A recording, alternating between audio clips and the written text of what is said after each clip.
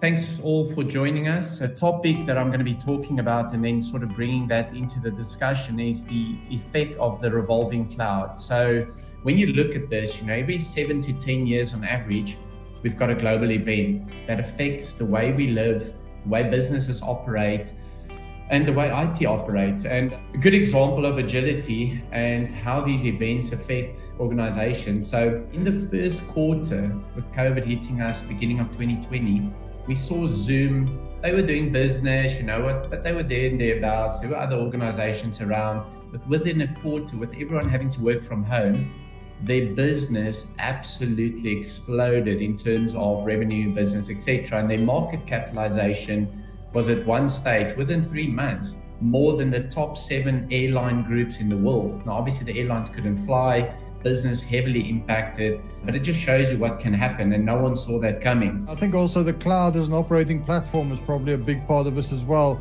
because there's a big difference between, let's say, a hybrid cloud versus multi-cloud strategy. You're taking advantage of those platforms that these guys are developing on the hyperscalers and perhaps building components that are yours as opposed to running entire virtual systems.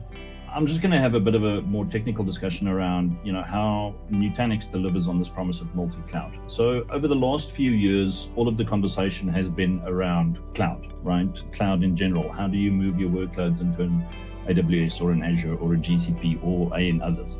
That has evolved to the point where people are now talking multi-cloud, because obviously, while cloud does have its advantages, the fact that you're stuck in a single environment to a single set of capabilities based on a single contract is tantamount to lock-in, right? So people are looking, or customers are looking at expanding that out into a multi-cloud environment where they can get the best of, different offerings, whichever is applicable to what they want to do.